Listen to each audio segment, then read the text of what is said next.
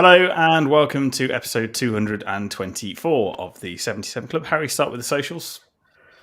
Yes, the Wolf 77 Club on just Facebook. Instagram's crap. Twitter at 77 Club Podcast. And please rate us 5 stars on Spotify and iTunes if you can. And subscribe on YouTube, please. Jack Williams is here.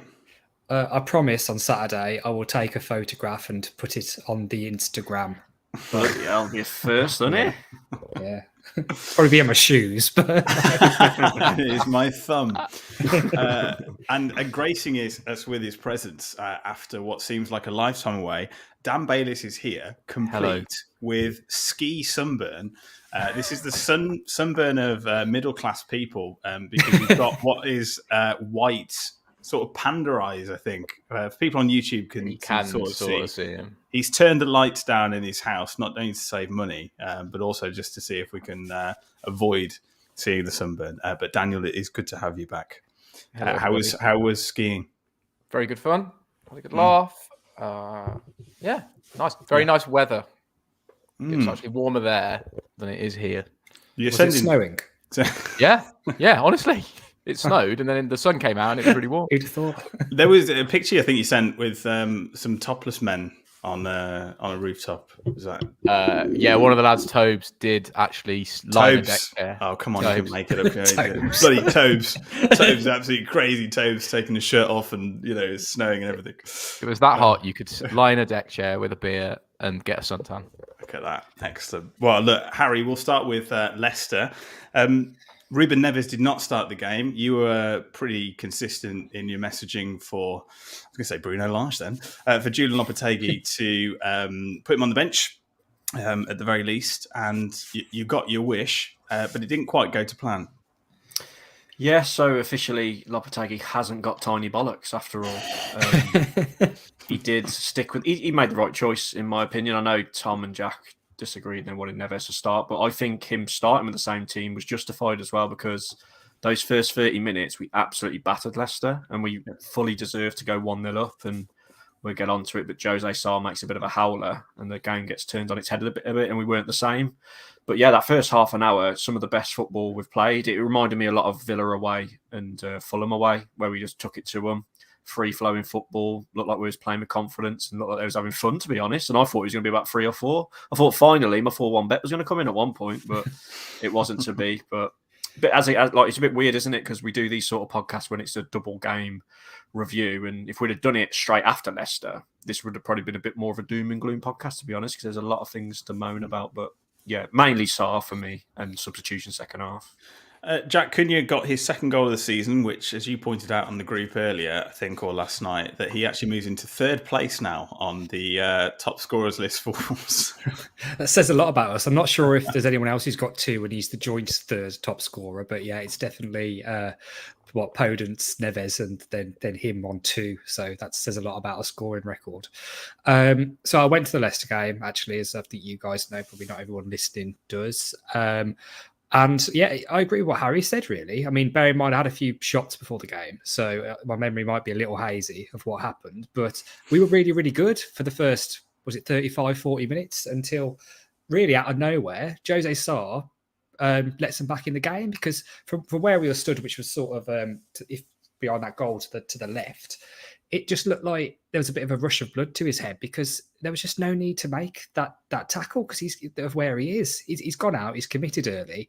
He's brought him down. And it's just silly because really he's not really going anywhere, I don't think. I know it's a decent run to get him behind, but it didn't really make any sense to me. And in my opinion, it's a bit inexcusable. And I know it's hard to do it as well because he did pretty well last night, to be fair. He came back and actually responded to the criticism.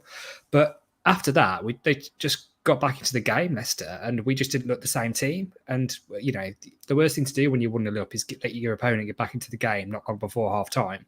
It's exactly what we did. And then, obviously, it's a different game in the second half. And the second half, we were poor, really. We were really poor. Looked nothing like we looked in the first 35, 40 minutes, which looked really, really promising again. It was like we built on those previous results and took it away from home. But just given how well we played in that first period and how we were absolutely all over Leicester, coming away from that game without even a point is really disappointing, to be honest. And I think morale would have been a lot lower if we'd done this straight after the game and we hadn't responded like we did against Palace. It is tight at the bottom, isn't it, Dan? But it is one of those games, and we don't really get anything away at Leicester, and historically that's been the case. But I mean, Sarr did slip a bit, tried to pull out, and didn't quite go for him. But I mean, like Jack says, we were on top and didn't make use of it. Yeah, well, it seems to be the same there, where Wolves start well and have chances and create a bit, and then let it go. I think we've been really susceptible lately of letting teams into it in the second half. I mean, I know we're going to get onto Palace, obviously, but it's a similar story. It was just a game of mistakes, and we made one, a big one, and we were punished for it, rightly so. So I think it's the same with all those teams. Every team up to Chelsea, it's not just a matter of who's playing the best football now. It's who makes the mistakes and who gets punished for them. You know, good point. Pretty much saw that across the board. And I think that's how the season summed itself up for all the teams. I'll come back to this when we talk about Palace, actually, because it's more interesting. I think if we move on to Palace, Harry, Neves came back into the side. I think, again, it was probably split, probably more in favour of him coming back into the side, to be fair. What did you think of that starting 11? Because Totti Gomez dropped in for Bueno. I think it was more of a, he's defensively more sound and actually at the top of the pitch, he doesn't put in a bad ball either. Yeah, so just on Neves, obviously he came on second half away at Leicester. We missed Lamina so much in that second half at Leicester as well. I think that was a big factor of why we ended up losing. So I was happy to see him start. Neves coming in, I can understand it. Although I didn't think he was that good when he come on at Leicester, I can understand it.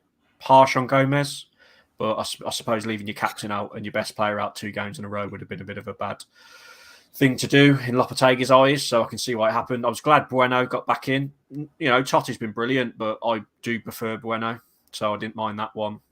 Hwang being out on the right and Núñez being out on the left was just like the Liverpool game, wasn't it? So I didn't mind that, but I still think Núñez is more effective in right midfield than he is left midfield. So, and you know, Hwang tried his best, but yeah, the starting lineup, can't complain. Costa and Cunha really, I know it's only been 3 or 4 games now, but they're really starting to create like a really nice partnership, aren't they? Cunha took his goal really well at Leicester. Costa, I don't know what's happened. All of a sudden, he's found his fitness. He's rolling back the years, and he's absolutely bloody everywhere. So, fair play to the bloke. Like we've said before, he's on a good money. We don't know whether he's going to be here next year, but he's fighting like he's bloody 24, trying to prove himself. Never mind 34. Jack, I was just about to say, Diego Costa does look like a different player. That's been the case over the last couple of weeks. I know I've said in previous podcasts that before, he looked like there's definitely a player in there, but he has the fitness of a Sunday League player. That has gone now, and I think he probably played a little bit longer in the game last night than he was expecting. You know, he didn't come off until the 89th minute for Nathan Collins, but, you know, just having that focal point, and like Harry says, he was everywhere. Yeah, massive transformation. I think we're all a little bit guilty on this podcast, each and every one of us, of giving him some stick when he came in. But you do have to remember that he'd had months out of the game, and getting back up to the speed of in Premier League football when you're 34 is a difficult thing to do, and it's taken him a few months to do it. But you know, it is starting to see, like, now he's starting to show. And the one thing I really like about him is he's obviously got talent. He's not as quick as he used to be, but it seems like he really cares, and he actually really does want to be here. And he's shouting for stuff. He's cheering us from the sidelines. He's getting involved.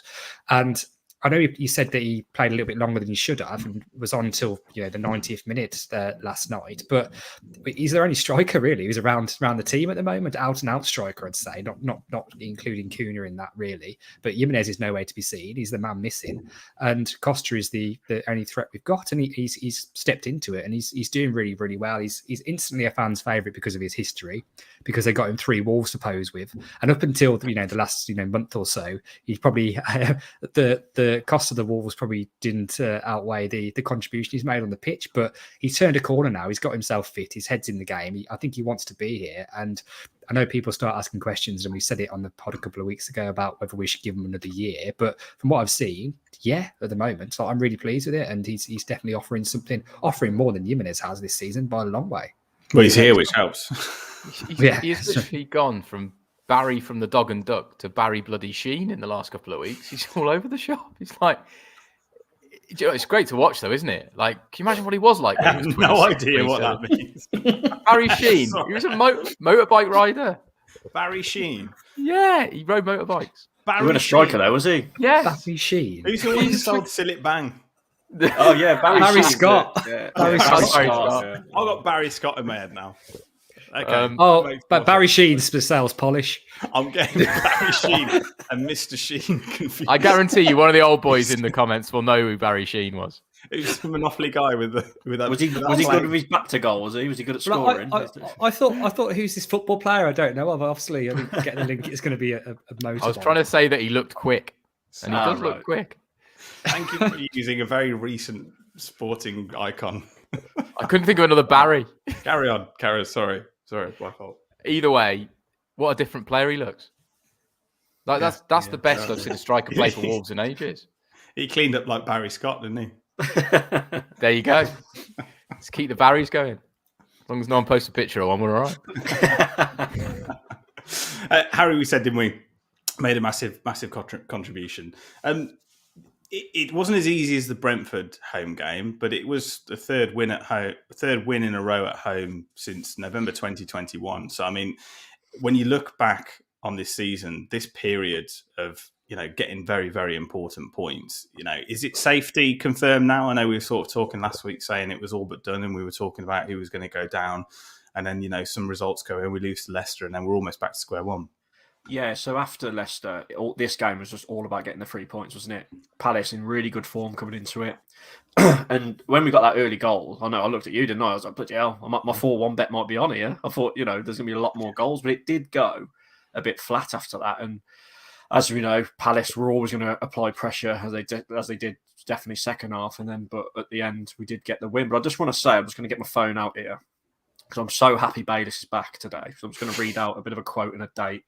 The 18th of January, I'm going to take you back. Mark the date. The manager bounces over. Wolves are struggling. It's going to go down to the wire. And if you ask me, we're going down. Anything to say about that now, Bayliss? We're still not safe. We're a damn sight closer than we were. We're a damn sight better off than we were, but it's still too tight to count your chickens yet. Well, that's the second time though you've had us to go down. Yeah. Once at Christmas, once we did look dreadful. We did look dreadful. I mean, our home form's just been brilliant. That's what it is. It's weird because we've won 6 out of the last 8 at home, but we've lost to bloody Bournemouth and Leeds in those 8. Yeah. So, I mean, the amazing home game. form. Yeah. The one I was touching on earlier is it's not now about just the best team, right? All these teams from about Chelsea down, we're all reasonably similar. Fair enough, there's some outliers. Forest look crap, and a couple of others go up and down in terms of form. But it's not about that. It's just about mistakes.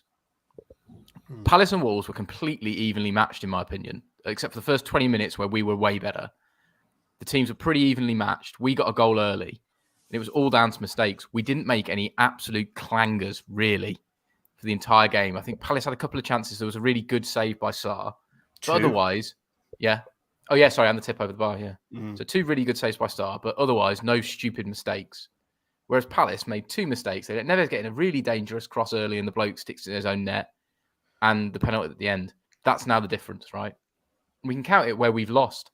Where we've lost, it's where we've made these silly mistakes, and they're starting to get less consistent. That's why we've improved and got better. It isn't because we're a better team or we found some goals or it's anything like that. It's where the mistakes are coming. And I think Dawson is the complete and utter key to that. He has been absolutely bulletproof. Yeah.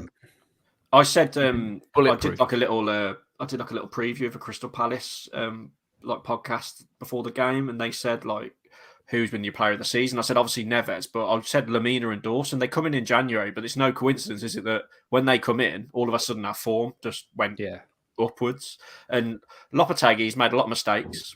We've had games where it's been awful, but the job he has done has been nothing short than incredible, really. Because when we were on 10 points bottom of the league, I was kind of thinking, I was saying to myself, yeah, we've got the players. We're too good to go down on that. But there was a little bit of me thinking, oh, shit. But he's come in, and although we did have a good squad, the belief he put into them, just man management, I guess, he's just been absolutely outstanding. He has still done some weird things, though. He has. But it frustrated me last night that we looked superb up until maybe 30, 35 minutes. I thought we were all over them. And they started to get forward a little bit. But why did we sit off? Why did we suddenly decide to go to a 50 to 40% press? We just let them come on to us in the start of that second half. And for a bit, you've got to admit, we did ride our luck a little bit. But Palace are a good team. They're a good side, banging form. Yeah, they're banging form. Yeah, like they hadn't lost a game since Hodgson took over, and then coming here, they really have pulled away from the pack more than we have from that relegation thing a few weeks ago when there was 7 or 8 teams in it. That Eze and Elise are better players than everyone else they've got. They won't be at Palace long. A few things though about what was just said. I agree. Lopetegui, it's incredible the turnaround when you look at it on paper, considering where we were rock bottom. I remember that I asked the question. I think it would have been maybe just before the World Cup, and I said on this podcast, "Does anyone reasonably think we're going to stay up?" And everyone said no. So that's what he's changed. You can't really underestimate how the big, form big table change that is. Since he came in, it is. I think we're 5th. Yeah, I think we're 8th. I think it is overall. Yeah, so we needed top half form to get out of it, and he's delivered that. And I know there's been some weird weeks, and he's been finding his way with the team selections. But I think if you look particularly in the last few weeks when he's been more consistent with the teams, we've picked up results. Granted, Leicester was a bit rubbish apart from a good first half an hour, but we've limited the opportunities of the opposition, particularly at home. Because we kept a clean sheet against Chelsea, and then we've done the same against Palace, and really have limited the opportunities that the other team have had. And I think that is partly because he's now found a bit of consistency in his team. If you look at the game against Leeds, where we were playing players like Johnny, and it was just all over the shop, that's gone now. I think he's stopped that, and it's if he gets a bit more consistent, which it should do once he knows the players more. Good close season. Bring in his own players. And I agree with what the people have said now. I think that's probably just safe. I think probably one more point. The thing is, with these teams below you now, and there's quite a lot of teams below us, which helps really because there's safety in numbers, is you're asking teams that have really only picked up 25, 26 points all season. They're going to have to win 4 or 5 games to even catch us, and not just one of them, but 3 of them. So the odds are in your favour here, and I think any result we get at Brighton on Saturday will properly seal the deal. But I think last night was the big one because it's a tough game, back of a defeat away at a team around you where you probably should have at least got a point given the first half hour or so. But yeah, I think we're pretty much all over the line now. But I don't think Lopetegui will drop the standards. I think we'll keep going. And some of these tougher games we've got coming up against teams that are either in form like Villa or big names like Man United, I think there's every chance we'll get something from them. I mean, I wonder where Lopetegui's taking them for dinner tonight. That is his rule. I wonder what he'd be wearing as well, because Harry, you pointed out, you said he either looks like Tony Pulis or he's going to his dad's wake or something, because he's either wearing a tracksuit if it's an away game, or he's gone full Alan Partridge. He's going sort Chinos. Of Chinos. He's a stylish man. He had his Prada jacket, Gucci scarf. He's like Matt Cooper. I mean, actually, the other important question in the comments, because they're all talking about Barrys at the moment, so I wonder who's the best Barry out of Barry Sheen, Chuckle, or from EastEnders? Oh, Chuckle. Chuckle, 100%. I might go, we'll go and Barry Chuckle. I also quite enjoyed in the comments, someone said Barry Sheen broke every bone in his body, which is apt, because Diego Costa will break every single one in yours. That's exactly true. Let's have a look at Brighton, Harry. I don't know if we're going to see any changes. It's probably going to be one of the first times. Suspensions. There's a couple of suspensions in there because Totti and Gomez are both suspended because they got booked last night. Which is weird. Bueno and Totti. Is it? I thought it was Gomez. Oh, no. Oh, sorry, it's Gomez. I think it's Gomez and Gomez and Totti, because it's weird because Gomez has only both called Gomez. Sorry. So João Gomez is who I'm talking about, which is weird that he's got 5 bookings. I think he's only played 6 games or something, hasn't he? So it's probably more than that, but it just seems like that. So yeah, there's a few players definitely there who won't feature. I thought Totti Gomez looked a bit ropey when he came on, to be honest. I don't know if you guys thought the same. I know he's coming on when we're up against it, which is a bit harsh, but he has done quite well lately. So yeah, there's going to be some players who definitely don't feature, but I think the bones of the team will be there. But in terms of starting 11, Harry, would you say it would be unchanged? It's got to be 4-4-2, hasn't it? It probably will be pretty much unchanged. So who's banned again? Sorry, I was kind of half. Totti Gomez and João Gomez. So they're both banned. So yeah, it's going to be the same team then, isn't it? Yeah, pretty much exactly the same team. Yeah. Which I don't mind. I mean, maybe Neto, bit of an outside chance after coming on and getting the penalty. Probably not. I don't think we're going to see Raul in the squad. Obviously, we're going to get onto the drama surrounding him. But let's be honest, whatever team we play, we're up against them. Because Brighton have just got out of the cup. They're bloody good. They're brilliant. Really good. They're probably apart from Man City, they're probably the best team we've seen at Molineux this year. We just play such good football.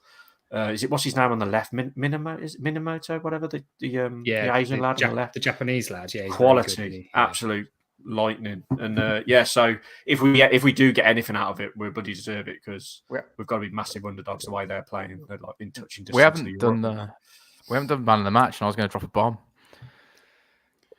Oh, a man of the match from you. Oh no, Harry Sheep. Not Semedo, Bayliss.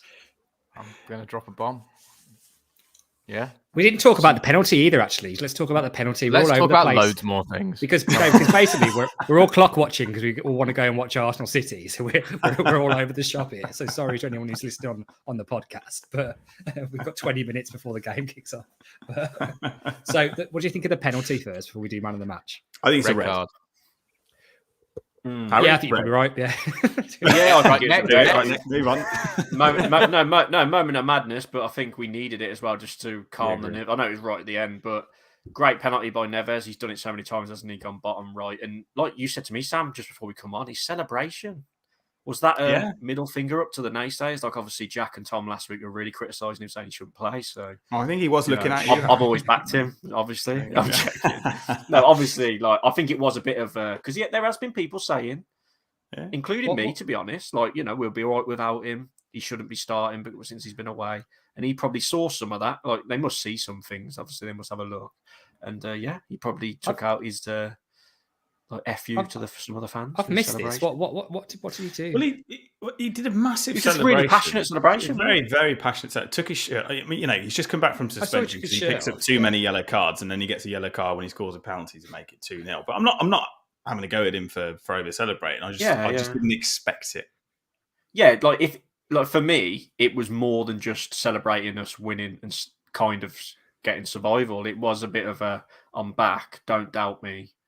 FU. It felt like a bit like that to me, especially taking his top off as well. Maybe he's going to stay. That's the thing. Maybe he's like, I'm not going. I'm going to stay. He played really, you've got to give him credit. Like I criticised his performance in the second half away at Leicester, but he was really good against Palace. Like when he's on it, and he's everywhere. But like I said, I'm not changing my opinion because he's had a really good game and scored a penalty. I still think we'll be fine without him next season if he leaves. I think we've got the players in. Lamina and Gomez, nice little tasty partnership between them two. Get someone else in. I think, although I'd love to keep him, as I've said, I think we'll be fine without him. He controlled every minute of that game. Every bit of possession Wolves had. He was unbelievable. Absolutely unreal.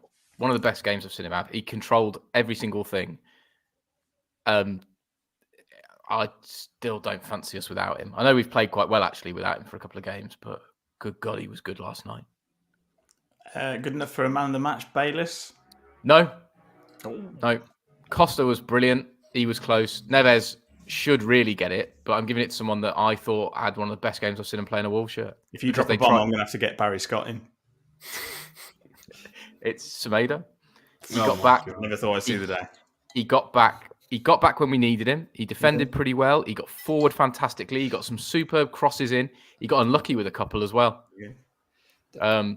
I thought he put 2 crosses in, particularly in the first half, where a really fit striker or a perfectly informed Rauls would have buried the shit out of him.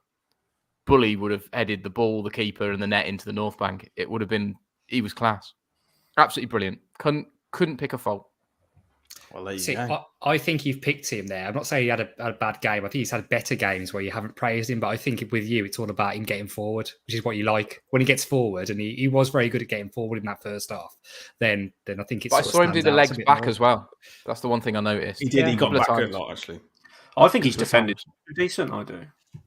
It is good. He's had a few howlers. Don't get me wrong, like Palace away and that, and the Bruno Lage at the beginning of the season. But I think he's. But I agree. Bayliss, Semedo was really good, but it's a toss-up for me in between Dawson and Costa, who would be my man of the match, or even Sarr, because he pulled off 2 really important saves. And I really I went a bit. I got a lot of stick for how much I hammered him after the Leicester game, saying that he should be dropped for Bentley. So he had a lot to prove, and he proved it. Especially the save first half. I think that was even better than the one he tipped over the bar second half. But I'm going to go with Costa. Jack? I'm going to go with Dawson, to be honest, who's the other one that Harry mentioned. He's just, I still can't believe that when he first came in, I thought he was going to just sit on the bench behind Collins and Kilman, because he's been an absolute monster, hasn't he? He's been so good. He really has helped a lot. So, how many years have we got him for? How many years did he sign for? Is it a couple at least? You'd think. A couple of years, yeah. Because he's first name on the team sheet now, and he in the defence, I think, like pretty much you can't really argue with that. What do we think about the ref?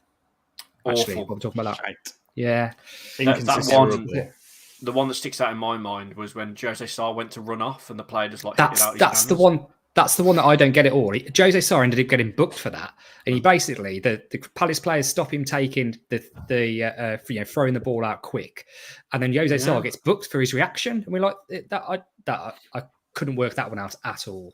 Like, I don't know what he's. I thought it was just poor. I think the whole of the second half, his arm just pointed towards the Wolves' goal, no matter what it was. Yeah, it's bad because also I was reading like the Palace, the tweets and stuff like after the game, and they thought it was crap as well. So if both teams think the ref's crap, he's probably crap.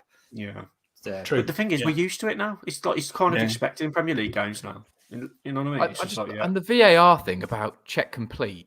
If that had been against Jack Grealish in a light blue shirt, it's a red every single day. What the penalty you're about? Yeah, the penalty. Yeah. He's off the ground. His leg's off the ground. It hits him on the shin.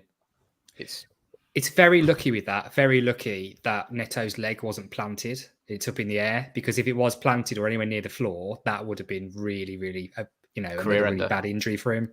Yeah, so luckily, because he's obviously up in the air, and that's probably why the keepers decided to go over the ball a little bit. But he's gone straight over the top of the ball, and if his leg was on the floor, he would have hit him straight in the knee. It was that high. God, yeah. So it's like, I don't know what the complaints are about really. And like Hodgson after the game, I saw in the interview, he wasn't complaining about it being a penalty or anything. He was just complaining, said it probably shouldn't have been a red card, but I think it easily could have been. And if we've had decisions probably that have gone against us that have been definitely had a red for that sort of thing. Hodgson said that they battered us as well, didn't they? I've seen a bit of his quote. He did say they battered us second half, which to be fair, they did. Second half, yeah. they were all over us, and it was kind of just even with the way we set up and the subs we made, it was kind of just, we're going to see this out now. We're not going to go forward anymore. But they couldn't break us down, and they had a few chances which Sarr dealt with, and apart from that, yeah, I've got a quick 3 points before we move on from the game. One, I've never seen that corner flag thing. When the ball hit the absolutely, corner really. I've never seen that happen before. I couldn't believe it stayed in. How has the corner flag got the strength for keeping the ball in play? I've seen it obviously hit a corner flag and stay in before, but I've never seen a ball hit that hard at a corner flag. And it's must be right at the bottom on the half volley. But but my question is, if they went to VAR, this is really, really sad out, now. Would it have temporarily gone out, you think, before it came back in? I was just thinking whether it would have gone... Probably. Yeah, because it's not like a fixed post. It wouldn't just bounce off. It has to go back a bit before it will fling it back forward. But what do they give? Do they give like a corner throw in? Does he have to hold the ball with his foot and his hand and throw it in? Amazingly, in all the football that's ever been played, this hasn't happened very often for it to be tested that much. So the ref just makes a call, don't they? And that's it. The other thing I want to say as well, I heard a lot of people, I don't know if it's people who were sat in the South Bank, and like Neves was on about it in his BT Sport post-match. You two watched it on telly, so I don't know if you can, what you think it sounded like. I thought the atmosphere was flat and not very good, but everyone's been buzzing saying it was a really good atmosphere in that. For me, it was very quiet. I don't know what Jack Bayliss, did you think it was loud? First half, it sounded good. Second half, it seemed a bit flat. Really flat. I don't get why. I didn't think it helped that there was about 7 Palace fans there. That's a good point. Yeah, it's a poor show to take the. It's a long way to go on. Not sell out the quadrant. Really, Tuesday night. There was one point when the Steve Ball got the songs going. That was funny. How many Premier League midweek games do you get where whoever comes to Molineux doesn't bring pretty much the full allocation? To take the smaller allocation of 1,500 and not sell that out, I think it's Palace are good fans as well for a Premier League team. But Palace usually fill it, don't they? They've got very good home fans, but I guess there's no train back. No, you'd have to drive. Yeah, you'd have to drive. But like when Wolves fans went to Palace, it was midweek as well this season, and it was sold out. So, my one last point I was going to mention. This is something I just noticed. It's probably the first game I've watched in a while at Molineux sober. So I was noticing like little things on the pitch, like when Adama Traore come on. There was a bit where obviously he was out on the right, and usually Sarr whacks the ball up to him for a header, doesn't he? He's the one they aim for to try and flick on a header or something. And Adama was like looking back at Jose Sarr, and he was just ignoring him. And you could tell that Adama knew Sarr wanted to boot it to him, but he kept like not looking. Sarr booted it. It went down the middle. He didn't even chase it or anything. And after, there's like a break in play or something. And I don't know if the cameras picked this up, but they were arguing for ages. Yeah, Sarr and Adama, like back and forth. Didn't notice that at all. Adama was just like, what? Ain't bothered. Like, really bad attitude. Then Lopetegui went absolutely mental at Adama. Like, went tits at him for not chasing being lazy. Beyond lazy. I don't know what, mate. Like, you couldn't really not notice because they were going back and forth. It was quiet, so you could hear them shouting. But for me, that's a player for me that knows he's leaving. Like, to not chase a ball like that. You know what I mean? Putting the effort in. But yeah, I just thought that was something that told me he's definitely a goner. Score prediction, Jack? For Brighton, it's tough one. This is, to be honest. I'd like to be optimistic and say we get a point, but we probably won't. But hopefully we'll put up a fight. I'm going to go 2-1 Brighton. Bayliss? Yeah, I mean, they are bloody good. The optimist in me says we go there, scrap out a point. But realistically, I think Brighton should really do us 2-0. Harry? 0-0. I think 1-0 Wolves. Couldn't say. Really? Let's go and get your latest betting odds and ticket news. I haven't got it open. So. We are wildly long for this game. So there's some interesting bets flying about. If you do think we're going to get some points, just Wolves in general, 6-1. With some bookies, you'll probably get even higher than that if you shop around. So serious if you think we can go there and shit house one. There's a boosted Neves to score from outside the area, 9-1. Quite like the look of that. Let's have some fun. Costa to score the first goal, 2-1 Wolves is 50, 145-1. And then I've had a little go at Bet Builder. Bear with me, these are quite lengthy. Full-time result is Wolves. Both teams to score is yes. Craig Dawson to score a goal. Each team to have 5 or more corners. 215-1. Oof. Dawson got on the end of 2 headers on Tuesday night and looked a bit dangerous. And the last one, if you fancy Wolves are going to draw it, and I thought Semedo was brilliant, so a 1-1 draw, Semedo to get the first goal. Guesses, please. 250? 600-1. Wow, that is long. Lots of value out there. It's tons. I mean, just take your pick. You're going to get a long price on whatever you fancy if you think Wolves are going to get any points. Excellent. Thank you for those. Jack has your ticket news. Or he doesn't. Yeah, sorry, I was just on mute while I was frantically trying to find some ticket news, but I've just got on the Wolves website, and I'm shocked at this after we've all just slagged off the Palace fans. And for Brighton Saturday, there is 15 tickets left at my last count for Brighton away, yeah. And again, I know it's a long way, but Brighton's usually a very desirable game because lots of people go and make a weekend of it, don't they? But so I'm quite surprised at that. I don't know if they give backs or something, but there are, if you're listening to this live, there's a handful of tickets left for Brighton, so you might be able to get in if you do live locally or you do fancy making the trip down on Saturday. Dan and I are going. Nice day by the seaside. Home game wise, Villa is pretty much sold out. The next home game after that is the 20th of May against Everton, which has just gone on sale to members. That's the one that could have been a very, very, very important game until we sorted our act out a few games ago and pulled ourselves away from it. But it could be very, very important for Everton. So it could be entertaining nonetheless. So it's probably a good one to get down to. And the only other thing to say really is that the Man United tickets are on sale now. I think they're going down the points as we speak, but I spoke about that last week. So, and then we're running out of games really. The big one we're waiting for most people is the Arsenal away ticket information, which won't be too far off. But depending on how Arsenal do tonight against Man City, really does vary the amount that Wolves fans will be able to sell the tickets on for. It's very, very true, actually. Very good point.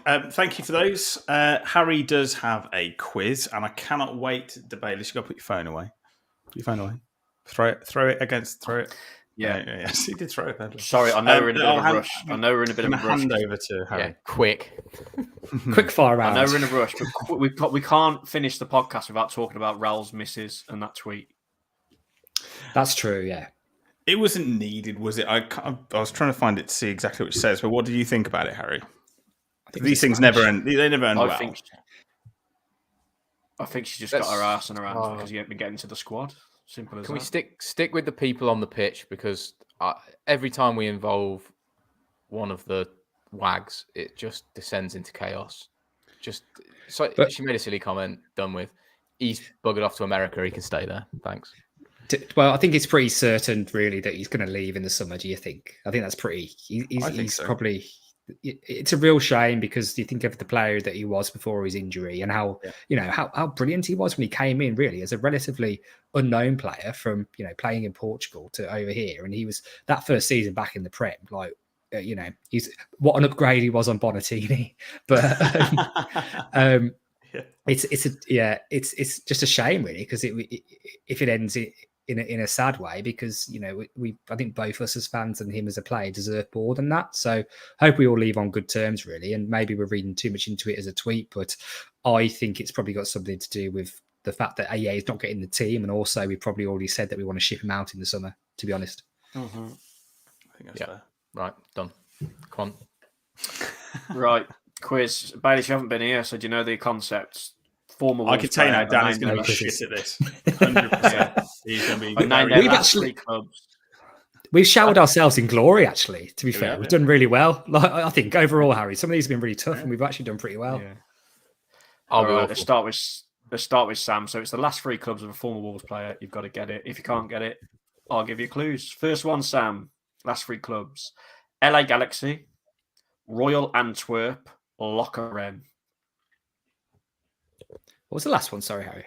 Lokeren. Lokeren. I don't know if that's Scotland or bloody of current Wolves players. LA... No, it's not current. Just any. And we've been quite good at this lately, so I think Harry's going to screw us over this week based on that. I kind of have and I haven't. There's some easy ones and some hard ones. Zubar. Oh no, but that's a good shout. Jack? I don't know. LA Galaxy. He went to LA That's Galaxy. What I think. Jamal Johnson. Oh, that's a good shout. No. Oh, okay. Bayliss. Well, Keane went to LA Galaxy, didn't he? But he only ever went. Wolves is where he started, so it can't be the other ones. But it's the last 3 clubs. Last 3 clubs. It's a former Wolves player, but Wolves might necessarily be their last 3. Yeah. Oh, so it could be any point in their career, but they were there 3. Their last. It's their last 3. They could have been at Wolves any point in their career. They could have started at Wolves. They could end at Wolves. But if they ended at Wolves, Wolves would be the last club. Harry says. Yeah. Okay. Who is it? Cheers for listening. In the country. Zubar's a great guess. It's that sort of era. He played left back. Wasn't here long. If he was a celebrity, he'd do the Coors Light advert. Van Damme. Yeah. Oh, Jean-Claude Van Damme. Jelly Van Damme. Yeah. Jelly Van Damme. I was going to say something very inappropriate then. Question 2 to Jack. Burton Albion, Southend, Russell Olympic. I think that is what's his Eli Ismail? No. I thought you went to Burton. Pretty easy. Stuart on Wolf got Van Damme in the comments. Well done, Stuart. What's sorry, what was the other one after Burton Albion? Southend. Mark Davis. No. Oh, damn it. We had that last week. Pass. Bayliss? Did you hear my guess? No. Freddie Eastwood? No. It's not Freddie Eastwood. Sam? No, I don't know. Do you want clues? McCarthy era, really good winger, right winger. Jarvis? Kitely? Russell Olympic. We went back to Southend. Last 3, isn't it? Yeah. It went Burton on loan, Southend, then whoever Russell Olympic are. Wow. Question 3 for Bayliss. Paphos, Saint Etienne, Levadiakos. That's harsh. He's a winger. Got to go Greek here. Yeah. I couldn't name a Greek that played for Wolves. He's not Greek. He's a winger, a quality winger for Wolves, post 2010. Think of a really good winger that's not Jarvis and Coley. Yeah. Okay. Go on, who is it? No, pass it round. Yeah, on, Jack, who is it? Well, I'm not. Don't know if I'm right, but I was going to say Bakary Sacco. It is Bakary Sacco. Yes. Very good. Back around to Sam. This one is mental. He beat China Fortune. That's one team. He beat China Fortune. Ni Mongol Jiangao, and then Red Star Belgrade. So he went round Can I have a China get? for a Can I have a Oh, He get? went is- round is it- China Is for a it bit. Nenad Milias? Yeah. I was going to say. Oh, Dan, if you shout out, it's easy, Dan. Yeah. I'll go for Yeah, quiz works. Milias, please. Yes, it is Sam Welton. Thank you very much. Milias It definitely makes me ended laugh. up back Them at two Red- team names. I'll definitely pronounce them This right. will You be the must only watch time I China. get a question right in this ever. Well done, Sam. Back Thank round you. to Jack. Middlesbrough, Stoke, Sunderland.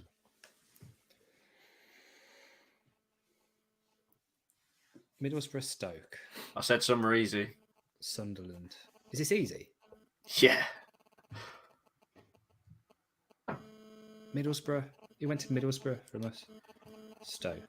He's currently playing now. He ain't retired. For Sunderland. Yeah. Oh, Danny Bath. Yes. Bloody hell, I thought you'd get that straight away. Bayliss, Wolves, Swindon, Coventry. Someone move their phone away from the mic, whoever that is. It's definitely Bayliss. It's not me. It's me because I can't hear it. Sorry, my phone's in my hand. What was it? Wolves? Swindon, Coventry. Because I know that Enna Bakari went to Coventry, but I don't know whether he went to Swindon in between. But I'll guess that because it's anyone's. No, good guess though. It's Good not shout. him, but that's a bad shout. I don't know. Sam? No That's idea. Jack. I'll give you a clue. What were the teams again? Sorry, mate. Swindon and Coventry. Wolves, Swindon, Coventry. He was quite old when he Oh, came to Wolves. Leon Clark. No. Ah, Colin Good Cameron. guess though. He's a defender. He was our captain. Really good. what era? Like Kenny Jackett. Oh, It's Sam Ricketts. Yes. Sam good Ricketts. shout, Jack. Last one. See if any of you can get this. Wolves, Grasshoppers, Volendam. Grasshoppers. Could be a lot of, couldn't it? Could be any of our Yeah. players, couldn't it? Really? He went to Grasshoppers and then went to whose last team? Oh, mate. It don't even matter. Volendam. So are they Dutch? Is the player Dutch? Good question, actually. Is the team Dutch? I'm going to give you clues because you ain't going to get it. He was a right back under Nuno, had very wavy hair. Gladden. Scored a header right against back. Hull in the Championship on his debut. Oh God, I know you mean.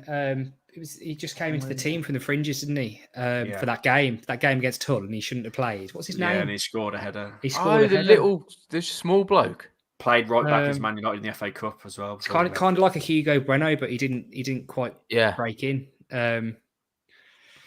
Shit, what was his name? The comments will get this in a second. It's well known one, isn't it? Can't think. Lovely hair. Oh shit, what's his name? He didn't quite make it, did he? I guess we Quite- can tell us when we see it wasn't a big lad, was he? No, Nice. she's paying for this. Remember the goal? Good listening. Just tell us who it is then. His first name's Oscar. Oscar Pistorius. Oscar Pistorius. Oscar Burr. Rasmussen. And quickly, there is one more. I'm going to quickly say it. Wolves, Famalakia, Sporting CP, absolute monster we shouldn't have got rid of. Goncalves. Yes, there we go, boys. You were shit this week. Yeah, a bit harder this week, I notice, Harry. Yeah. Thank you for that. Excellent. Right, okay. Well, we will love you and leave you. And best of luck if you are going to Brighton and you're one of the lucky 15 that grabs a late ticket. But we'll say goodbye to Harry Mansell, Goodbye. Jack Williams, Bye, everybody. and Kung Fu Panda Dan Bayliss. Goodbye. And say goodbye from me. Goodbye.